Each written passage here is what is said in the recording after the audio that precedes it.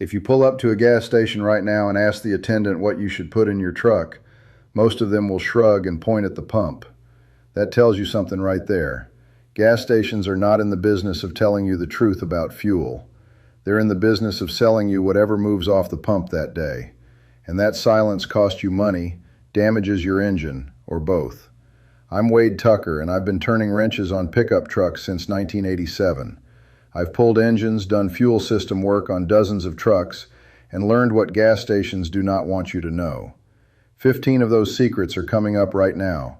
If you've got a pickup truck, you need to hear every single one.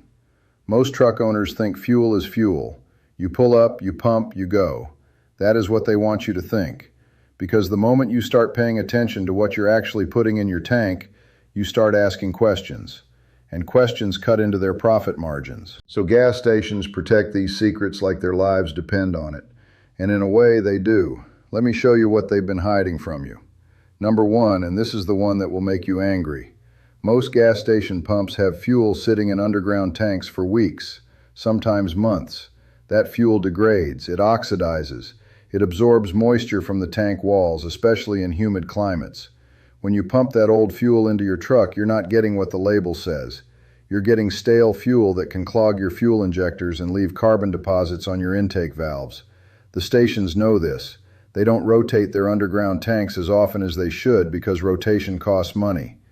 You think about that the next time you fill up at a station that looks like it hasn't been busy in a while. I've pulled fuel injectors out of trucks at 90,000 miles that were more clogged than some engines I've seen at 200,000 miles. And when I asked the owner where they filled up, it was always the same story. The cheapest station closest to their house, the one with the faded signs and the cracked pavement. They were trying to save money. They ended up paying for it in repairs. Number two, the octane rating on the pump is measured at a specific temperature and pressure in a laboratory.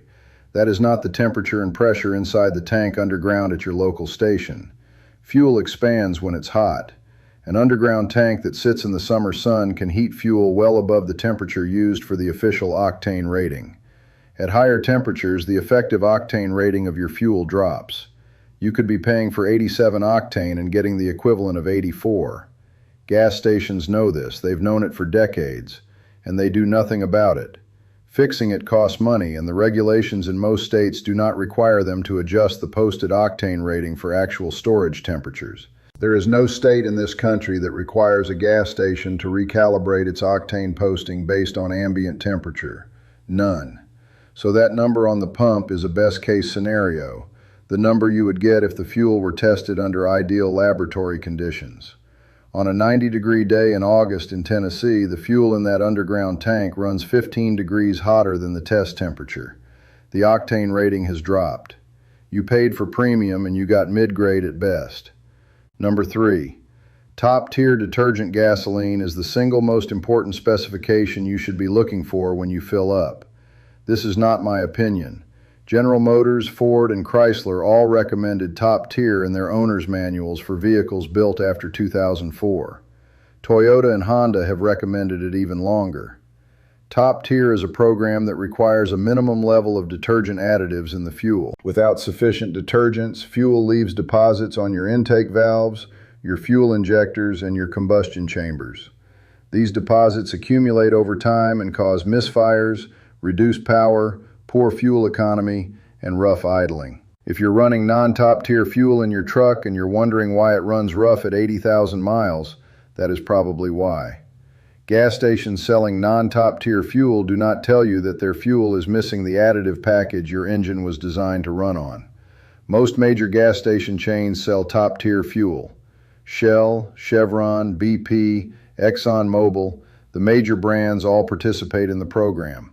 But the discount stations, the ones that compete on price alone, very often do not, and they do not advertise that fact. I have had people tell me that their truck was running terrible and they couldn't figure out why. I'd ask them where they filled up. It was always some no-name station on the side of the highway. I'd tell them to try Shell or Chevron for a month and see what happened. Most of them came back and told me the problem went away. The fuel was the issue. The whole time the station was selling them fuel that did not meet the manufacturer's specifications, and they never said a word. Number four, The difference between mid-grade and premium fuel is mostly a lie. Most pumps offer 3 octane levels: 87 regular, 89 mid-grade, and 91 or 93 premium. The reality is that the refineries are not blending 3 separate fuel grades. They are taking one base fuel and adding a measured amount of octane booster to create the mid-grade and premium options. Octane booster is typically tetraethyl lead or MTBE, and the amount added is small. For most pickup truck engines, which have compression ratios between 9 and 10.5 to 1, regular 87 octane is more than adequate. The exception is trucks with turbocharged EcoBoost engines from Ford. They tend to knock on lower octane fuel under load. Also, certain high compression V8 configurations in modified trucks. For a stock F-150 with a 5-liter V8 or a Silverado with a 5.3-liter V8, 87 octane is fine. You are paying extra for fuel that your engine does not need. Gas stations are happy to let you keep paying for it. I see this all the time. Guys driving stock F-150s and Silverados paying $1 more per gallon for premium because they think it is better for the engine. It is not. Your owner's manual tells you the minimum octane rating. That is what you need. Anything above that is a waste of money. The stations know this. They have no incentive to correct you. Number 5, ethanol content matters more than you think. Most gasoline in the United States contains between 10 and 15% ethanol. Ethanol is hydrophilic, which means it absorbs water. When ethanol blended fuel sits in a tank for an extended period, the ethanol pulls moisture from the air. The air enters the tank through vent holes and daily temperature cycles. That moisture settles at the bottom of the tank. It can corrode metal tanks, damage fuel pumps, and clog fuel injectors. If you drive a truck that sits for days or weeks at a time, this is especially dangerous. The ethanol in the fuel degrades faster than pure gasoline would. You end up with water contamination at the bottom of your tank. This is why I tell truck owners who have a second truck or a truck they only drive on weekends to add a fuel stabilizer. That is, if the tank is going to sit for more than 30 days. I also tell them not to fill up at stations with underground tanks that look old or poorly maintained. Those tanks have more moisture intrusion than newer ones. Gas stations sell this fuel and say nothing about the moisture absorption issue. They do not have to tell you. It is your problem when your fuel pump fails. Number 6, the cleaning of underground tanks is expensive and most stations skip it. Under federal law in the United States, underground storage tanks must be periodically inspected and cleaned, but the minimum standards for cleaning are exactly that, minimum. A station can meet the legal requirements without removing all the sediment and water and degradation byproducts. Those accumulate at the bottom of a tank over years of use. That sediment gets pumped up along with the fuel. When it enters your fuel system, it clogs your fuel filter, your fuel injectors, and over time can score your cylinder walls. You will not know it is happening until your fuel economy drops or your engine starts misfiring. I have pulled apart fuel systems on trucks with 50,000 miles that looked like they had 200,000 miles on the inside. Sludge in the tank, deposits in the lines, injectors that were partially clogged. The owners thought they were taking care of their trucks. They were. They just didn't know what they were putting in the tank. The stations know their tanks are dirty. They know that a clean tank costs money and a dirty one does not, and they pass the cost on to you through repairs you did not need to make. Number 7, fuel brands do matter, more than the station appearance suggests. The big fuel brands, Shell, Chevron, BP, ExxonMobil, contract with refiners and terminals to supply their additive packages. These additive packages include detergent formulations that are proprietary to each brand. Not all additive packages are created equal. The top-tier specification sets a minimum, but above that minimum, there are significant differences in detergent quality. A brand like Chevron with its Techron additive has demonstrated in independent testing that it removes and prevents deposits better than many competing brands. Shell with its V-Power has similarly strong performance data. Cheap unbranded fuel from a station that just bought fuel from the cheapest terminal bidder is not the same as fuel from a major brand. Gas stations do not advertise this distinction because their goal is to sell fuel, not to educate you about fuel chemistry. I have seen fuel analysis reports that showed significant differences between brands in deposit control. Some brands left measurable deposits after only a few tanks. Others kept the fuel system clean over thousands of miles of driving. The difference is in the additive package, and most stations are not going to tell you which brand they carry and why it matters. Number 8. The paper air filters inside the fuel pump handle at self-service islands are not replaced often enough. Those filters are designed to catch sediment before it enters your vehicle's fuel system. But those filters have a finite capacity.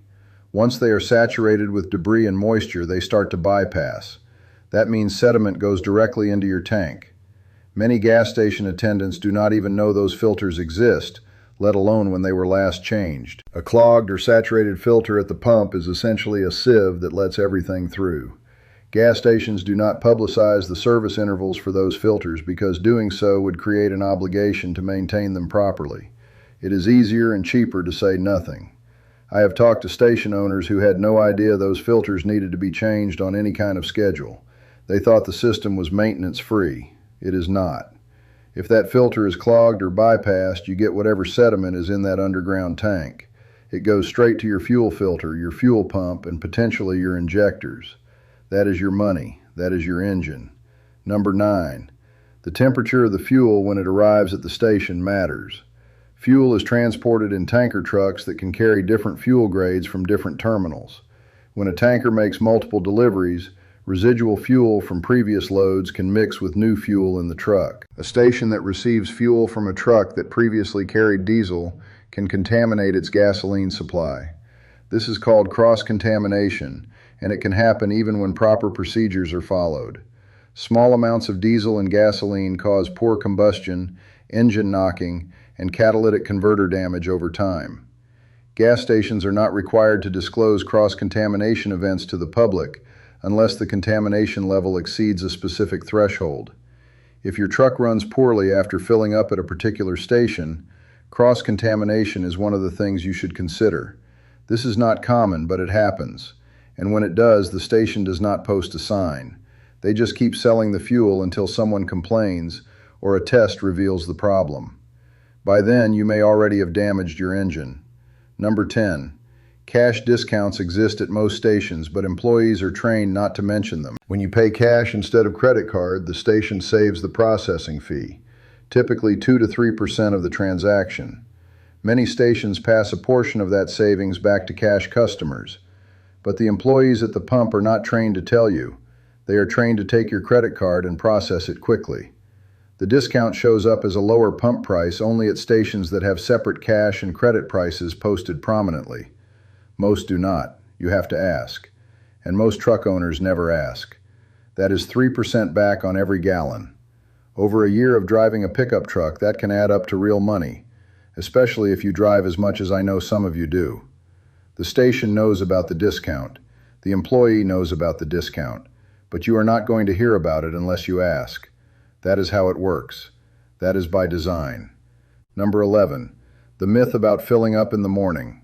You've probably heard that you should fill up in the cool of the morning. Fuel is denser when it's cold, so you get more fuel per gallon. That is technically true. That is technically true. Fuel expands in heat, so a gallon of warm fuel actually contains slightly less energy than a gallon of cold fuel. However, underground tanks are insulated by the earth around them. At 6 in the morning, a tank buried 3 feet underground is not significantly cooler than it is at noon. The temperature differential between morning and afternoon underground fuel is very small, typically less than 2 degrees Fahrenheit. The practical difference in the amount of fuel you receive per dollar is negligible. You would need to fill up thousands of gallons to measure a meaningful difference. Gas stations have not corrected this myth because it benefits them. Customers who believe they get more fuel in the morning will change their behavior to accommodate a habit that makes no practical difference. That consistency of customer behavior is valuable to them. They know when you are coming. They know how much you are buying. They do not mind if you think you are getting a better deal. As long as you keep coming back, that is all that matters. Number 12. Diesel fuel contaminating gasoline pumps happens more often than the industry will admit. With the proliferation of diesel pickup trucks, more drivers are using diesel at the same pumps where gasoline vehicles fill up. Mistakenly pumping diesel into a gasoline vehicle is one of the most expensive mistakes a driver can make. Diesel fuel in a gasoline engine causes immediate stalling. It causes hydraulic lock where the fuel does not compress. That destroys the engine. It also causes severe damage to the fuel system and catalytic converter. Gas stations do place warning labels on diesel handles, but these labels are small.